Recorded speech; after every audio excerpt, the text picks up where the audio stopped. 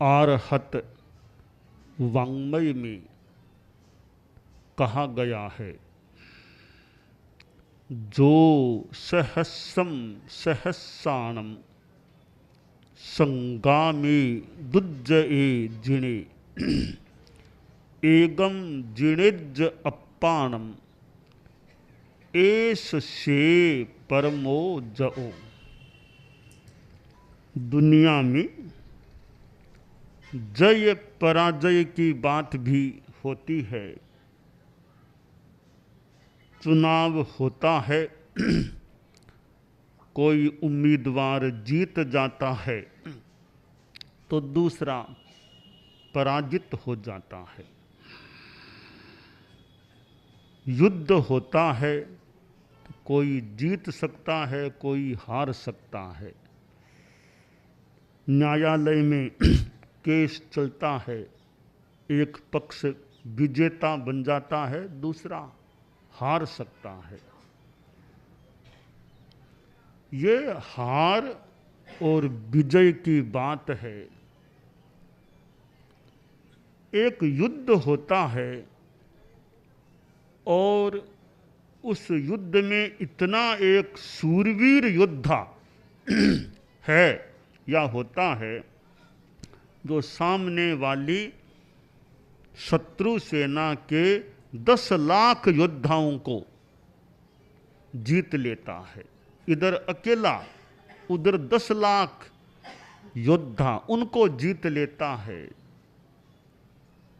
वह भी जय है, विजय है, परंतु परम विजय नहीं है। जय है, विजय है मान लें, पर परम जय नहीं है। अकेला व्यक्ति 10 लाख योद्धाओं को जीतने वाला है, फिर भी वो परम जय नहीं है। तो प्रश्न है, परम जय किसकी हो सकती है? शास्त्रकार ने कहा, एगम जिणेज अप्पाणम एस से परमो जव। एक अपनी आत्मा को जो जीत लेता है उसकी परम जय हो जाती है। दूसरों को जीतना परम जय नहीं है। स्वयं को जीतना यह परम जय की बात होती है। एक अपेक्षा से दूसरों को जीतना आसान है, खुद की आत्मा को जीतना कठिन कार्य होता है। जो आदमी कठिन कार्य करने वाला होता है, अच्छे संदर्भों में वो बड़ा हो सकता है। बच्चा पिता के पास बैठा था। पिता ने पूछा, तुम कठिन काम करना चाहोगे या आसान काम करना चाहोगे जीवन में? तो लड़का बोला, पिताजी मैं तो कठिन काम करना चाहूँगा। कठिन काम बहुत विशेष बात है। कठिन काम करने का उत्साह होना, मनोभाव होना।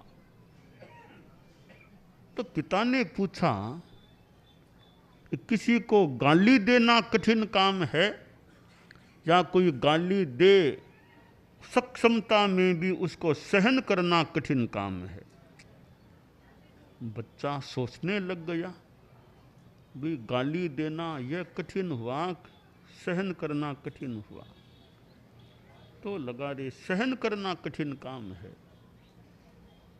बच्चा बोला, पिताजी कठिन काम तो सहन करना है गाली को। तो तुम जिंदगी में गालियां दोगे या दूसरों की गालियों को सहन करने का मानस रखोगे? कि यह बात अब दिमाग में आई है, पहले दिमाग में नहीं थी कि सहन करना कठिन काम है। अब आपके पूछने के बाद और मेरे सोचने के बाद यह निष्कर्ष निकल गया कि सहन करना कठिन काम है। पिता ने कहा, गुस्सा करना कठिन काम है कि दूसरे के गुस्से को उलाहने को सहन करना कठिन काम है? ये गुस्सा करना तो कौन सी बड़ी बात है, कोई कर ले मान लो। तो सहन करना कठिन काम है, उपालंब को सहन करना कठिन काम है। पिता ने पूछा कोई गलती हो जाए, फिर कोई पूछे कोई, तो झूठ बोलना कठिन काम है कि सच्चाई से स्वीकार करना कठिन काम है? कि कठिन काम तो सच्चाई से स्वीकार करना है। तो तुमने कहा था ना कि जिंदगी में कठिन काम करना चाहूँगा, तो बोलो। अब मौके पर ऐसी कोई बात हो तो झूठ नहीं बोलोगे ना। कठिन काम करना है तो झूठ नहीं बोलना, बोलना तो सत्य बात बोलना। कोई गाली दे तो वापस गाली नहीं देना, सहन करना। कोई डांटे गुस्सा करे तो सहन करना। कहा पिताजी मैंने जो कहा था कि कठिन काम करना चाहूँगा, तब मेरे दिमाग में ये बातें नहीं थी कि ये कठिन काम होते हैं। अब आपके साथ वार्तालाप होने से यह स्पष्टता हो गई है कि कठिन काम क्या होता है। तो अब मैं ज़रूर प्रयास करूँगा कि इन संदर्भों में कठिन काम करूँगा, सहन करूँगा। क्षमा वीरस्य भूषणम, वीर का भूषण, वीर आदमी का आभूषण क्षमा होता है। तो शास्त्रकार ने जो कहा है, एक अपने आप को, अपनी आत्मा को जो जीत ले वह उसकी परम जय हो जाती है। तो हम भी चिंतन कर सकते हैं, हम विजेता बनना चाहेंगे या परम विजेता बनना चाहेंगे।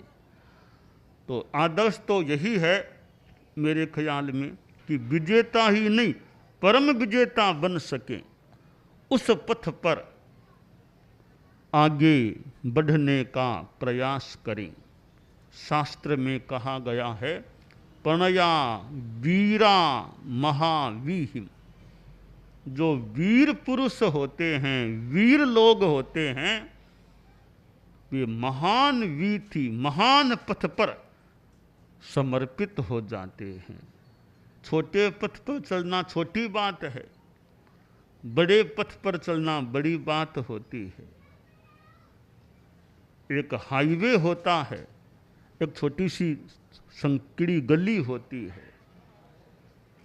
तो संकड़ी गली में चलना एक बात है, हाईवे पर चलना एक बात है।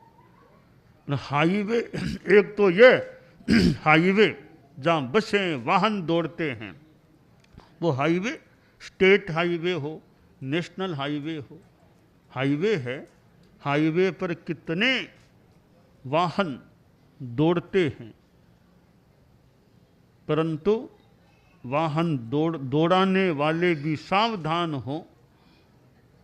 अब शराब पी ली वाहन को चला रहा है, ड्राइविंग हो रही है, साथ में मोबाइल फोन से बात भी हो रही है, तो कहीं खतरा हो सकता है।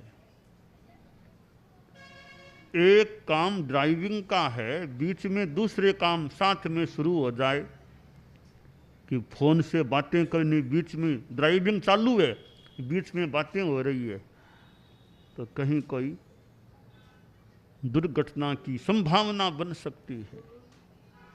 तो हाईवे पर चलना, बड़े पथ पर चलना है, उच्च पथ पर चलना है, राजपथ पर चलना है।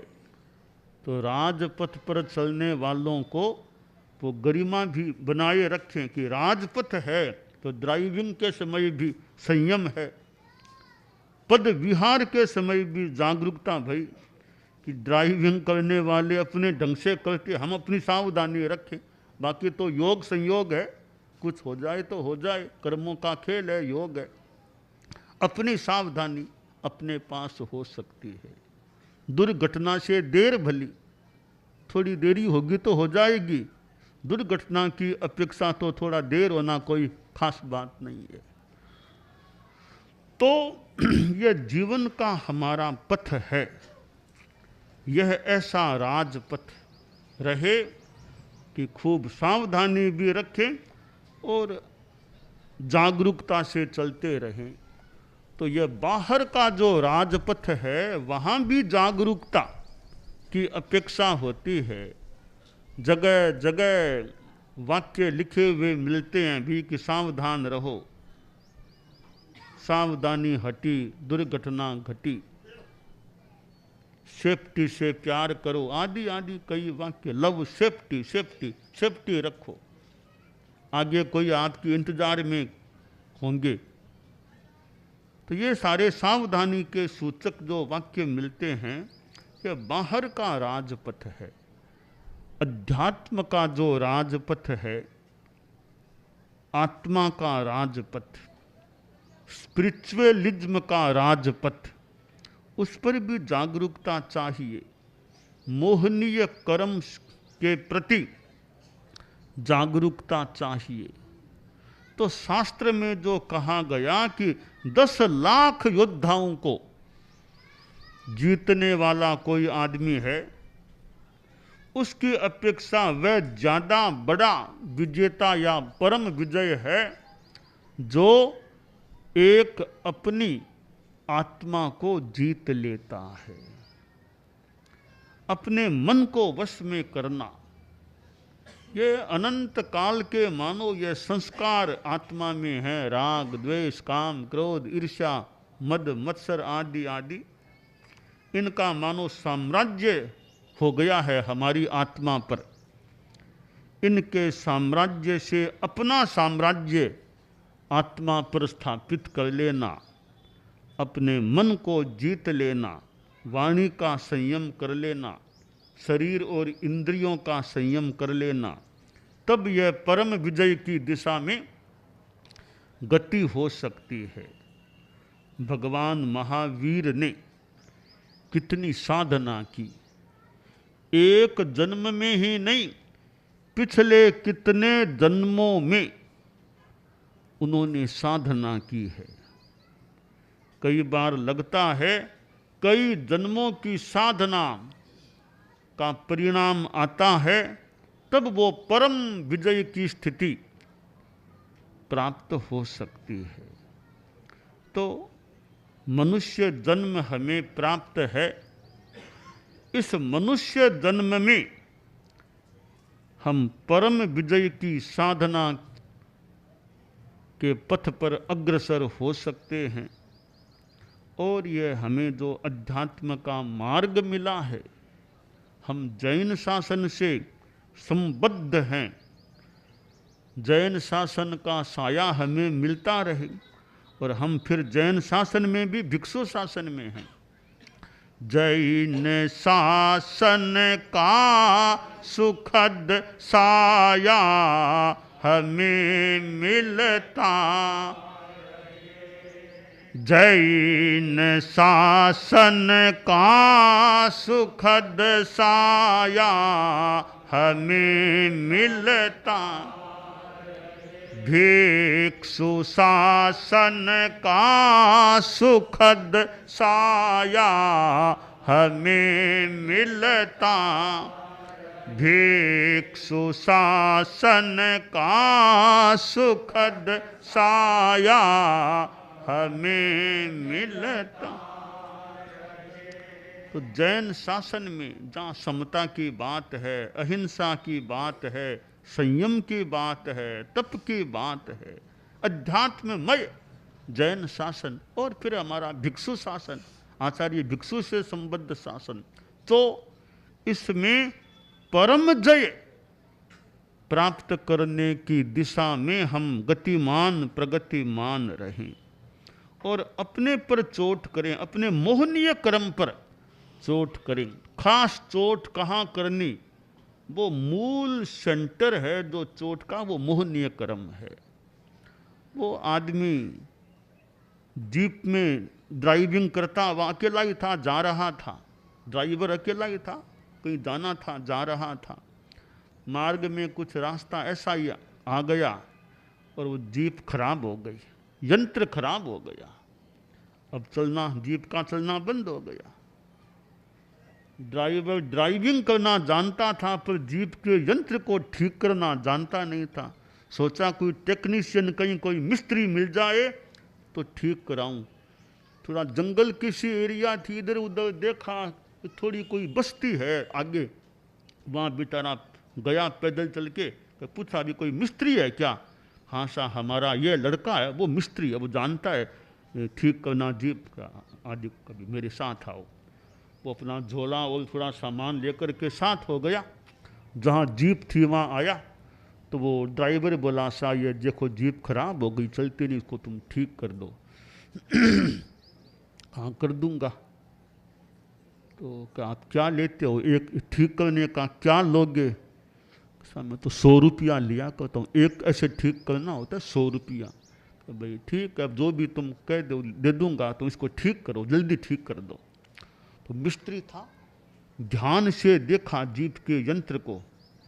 अच्छा, एक हथौड़ा था, हथौड़ी छोटी सी निकाली, जोर से चोट लगाई, जीप स्टार्ट हो गई। तो ड्राइवर ने कहा सा बहुत अच्छा कि आपने ठीक कर दी।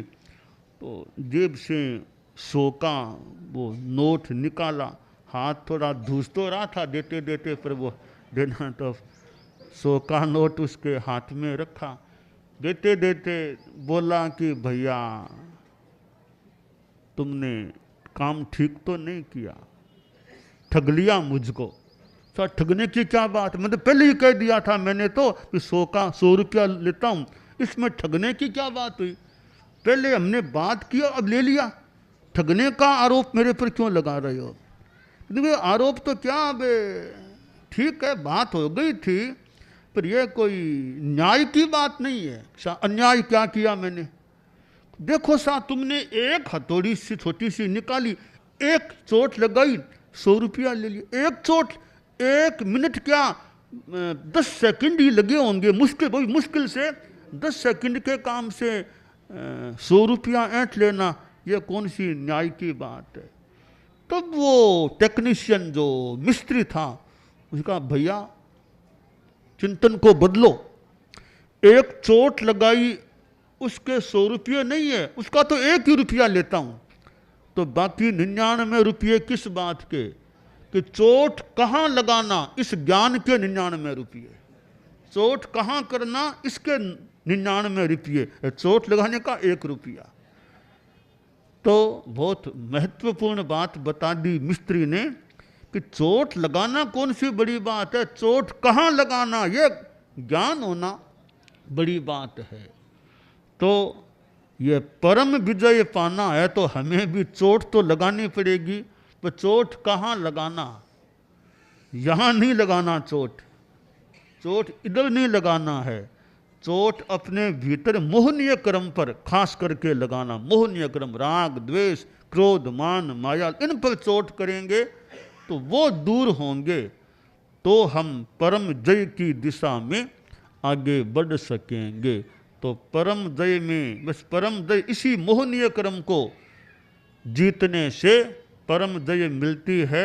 औरों को जीत लेंगे तो विजय जय विजय हो सकती है, परम जय नहीं है। एक दृष्टि से अपने आप पर चोट कर दी, अपने मोहनीय कर्म को हमने जीत लिया, तो यह परम जय की बात हो सकती है। तो भगवान महावीर जिन्होंने परम जय को प्राप्त किया था, और वीर क्या महावीर बन गए थे, तो हम भी महावीर बनने की दिशा में प्रयत्न करें, आगे बढ़ें, प्रयास करें और आशा करें एक दिन आए कि वो परम जय, वो महावीरता हमारे भीतर भी उजागर हो जाए और हम परम